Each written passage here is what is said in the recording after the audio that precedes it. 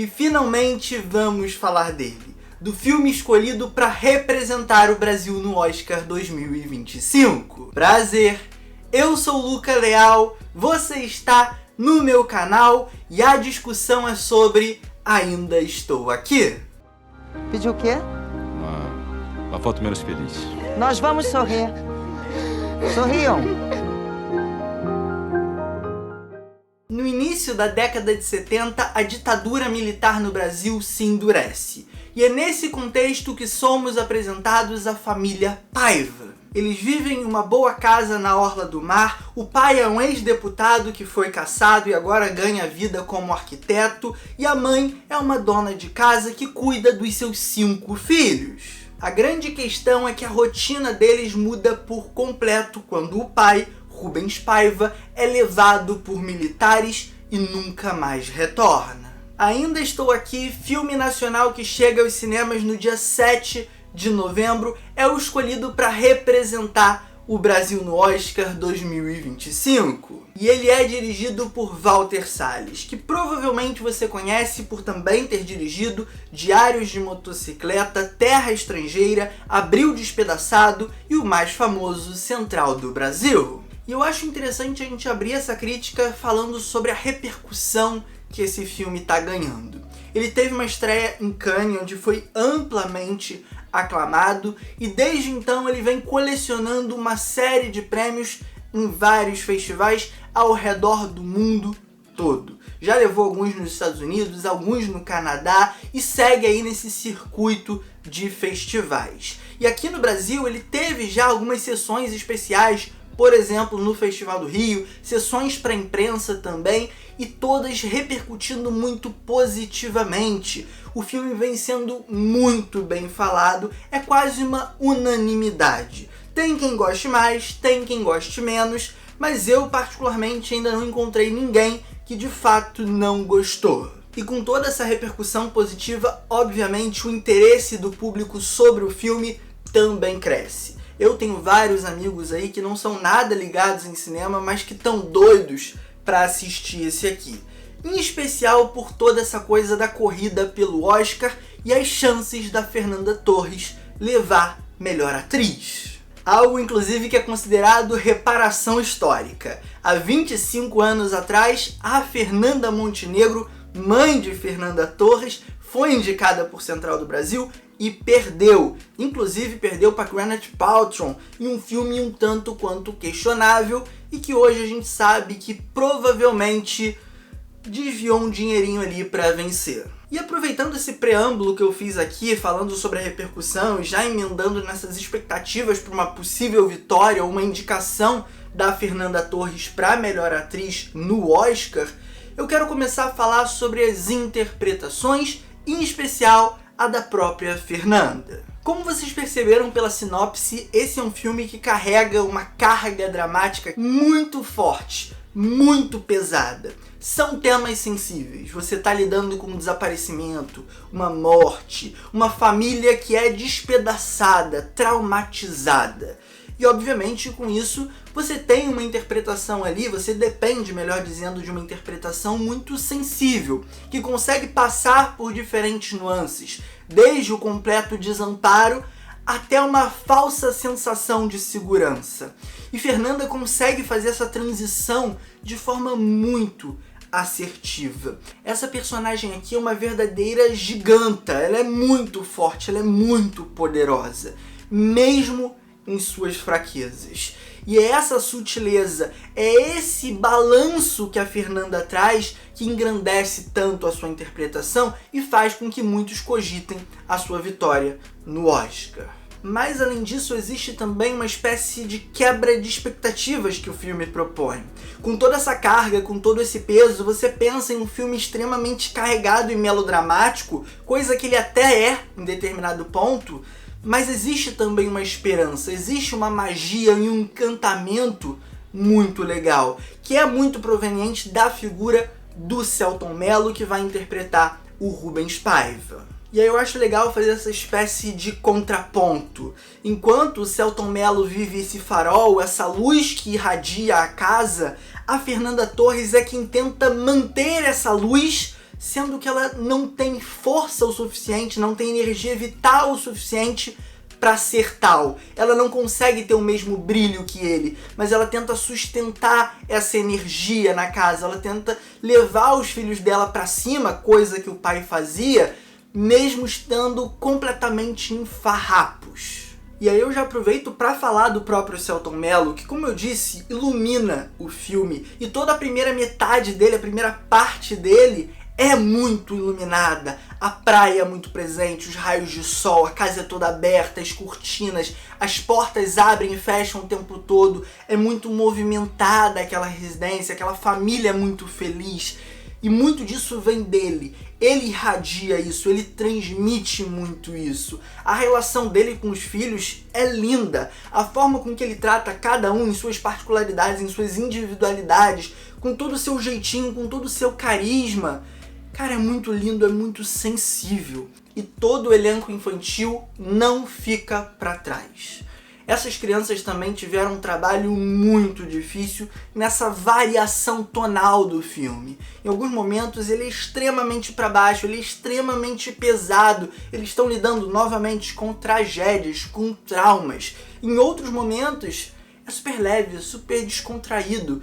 Inclusive esses momentos de maior leveza algumas vezes vão aparecer dentro desses blocos de tensão. Afinal, eles são crianças e a Eunice, enquanto mãe, tenta blindá-los para que eles não sintam nada ou pelo menos tenham a dor amenizada. E aí a gente pode sair um pouquinho dessa zona das interpretações e dos personagens do filme, coisa que eu vou voltar um pouquinho mais pra frente para falar um pouco mais da relação do diretor, do Walter Salles, com os outros departamentos, em especial o design de produção, a direção de arte e a fotografia.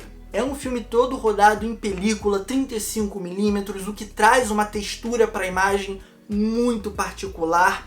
A fotografia sabe valorizar muito os personagens, mas para além disso sabe valorizar muito os ambientes em uma integração quase que simbiótica com a galera da arte. E a casa é o símbolo máximo, é o que melhor traduz essa dinâmica fotografia e arte. Afinal, a casa vai se transformando, tanto em seus jogos de luz e sombra, como na própria mobília, nas cortinas.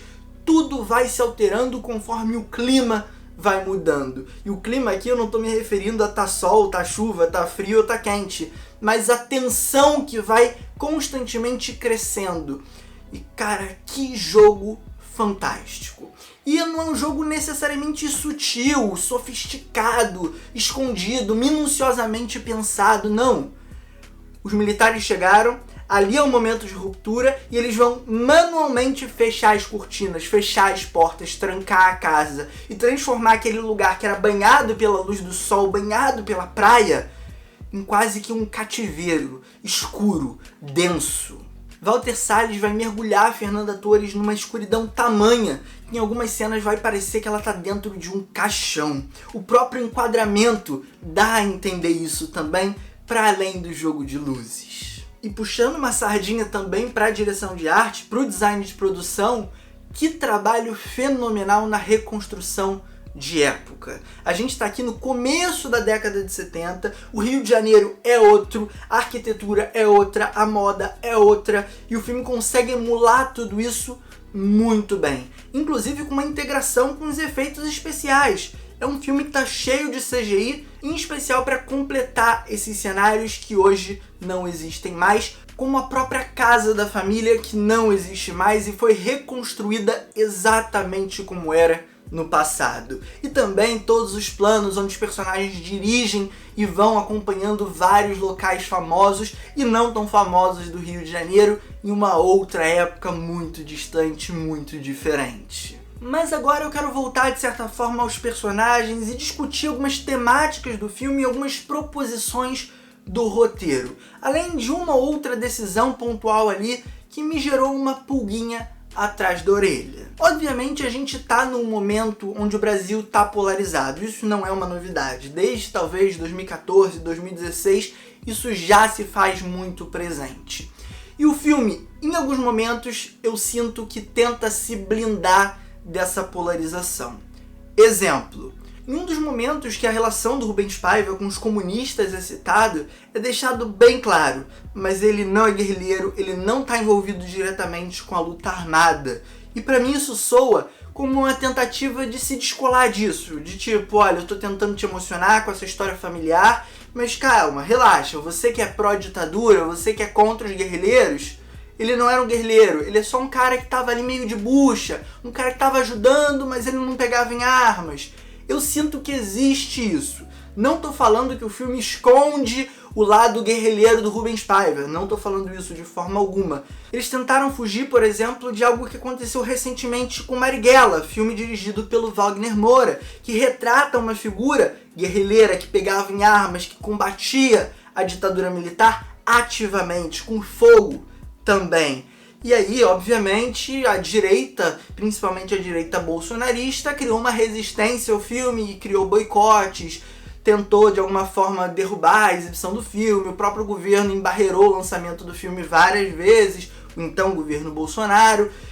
Então existe todo esse contexto que de certa forma eu sinto que o filme tentou prever e tentou se esquivar. Mas para além disso, eu até acho que o filme toca em alguns temas espinhosos que falam muito sobre o Brasil de hoje, o Brasil de 2024, com essa polarização que eu já citei. Acho muito assertivo quando o filme fala sobre culpa, sobre justiça e responsabilização. A gente sabe que os militares envolvidos ali no golpe de 64 e, obviamente, posterior a isso, envolvidos em torturas, em mortes, em ocultações, nunca foram devidamente responsabilizados. Alguns até foram condenados, mas nunca cumpriram pena, nunca foram pra cadeia que mereciam ter ido. Então o filme, de alguma forma, tenta fazer um ensaio e tenta articular uma ideia sobre você não ter os culpados, você não ter os condenados, levar a outros possíveis movimentos futuros de repetição daquele evento. Acho que tem coisas interessantes ali, tem boas ideias. Acho, inclusive, que ele deveria se aprofundar um pouco mais no fato específico da anistia e como isso bateu dos nossos personagens que tiveram a vida diretamente afetada por militares que mataram, por militares que sumiram com um membro da família deles. Acho que isso poderia ter um pouco mais de peso ou pelo menos reverberar por mais tempo. Quando isso surge, é bem rapidinho já no epílogo do filme e não retorna, não tem força o suficiente para levantar uma discussão maior. E acho importante trazer esse ponto porque a gente está hoje num momento de certo dilema. Os militares de 64, por não terem sido condenados, não serviram de exemplo. E hoje, a gente tão perto de um possível golpe que rolou aqui no Brasil, tem a discussão, vai rolar anistia de novo, não vai rolar, vai haver uma condenação dura para os envolvidos, e com os envolvidos eu não estou falando só com o chão de fábrica, eu não estou falando só com os soldadinhos que devastaram tudo lá em Brasília, em janeiro de 2023, mas eu estou falando dos mandantes, da galera intelectual por trás disso, de quem tinha a minuta do golpe em casa. Essa galera, o que vai acontecer com elas? A gente vai repetir a história? A gente vai fazer igual aconteceu no final dos anos 80 com a anistia? A gente vai repetir isso? A gente viu que se você não dá o exemplo, se você não mostra as consequências para essa galera, eles voltam. Eles voltam talvez com mais raiva, com mais rancor. E aí a gente até poderia entrar numa discussão sobre o papel do cinema. Eu não acho que a arte ou o cinema tenha o dever de nada. O cinema não deve entreter, o cinema não deve divertir, o cinema não deve fazer nada, nem passar uma mensagem, se o filme não quiser. Mas nesse caso aqui, eu sinto que ele quis. Ele quis gritar essa história, ele quis relembrar essa história. E se ele quis fazer isso, foi por algum motivo. E acho importante. Não é um adjetivo que eu gosto de usar, igual necessário, eu odeio o adjetivo necessário para se referir a filmes, mas eu acho que aqui vale. É um filme importante, num momento importante da nossa história, e que mais histórias como essa sejam contadas, que mais vozes como essa sejam ouvidas. Pela primeira vez, histórias inéditas que estão aí na gaveta de vários historiadores com relatos fortíssimos, sejam essas histórias já conhecidas. Aqui, no caso específico desse filme, a gente está falando da adaptação de um livro já muito conhecido. Mas existem tantas outras histórias, existem tantas outras famílias que passaram por algo igual ou algo parecido. E é necessário dar uma voz para essa galera. O cinema pode ser um caminho para isso.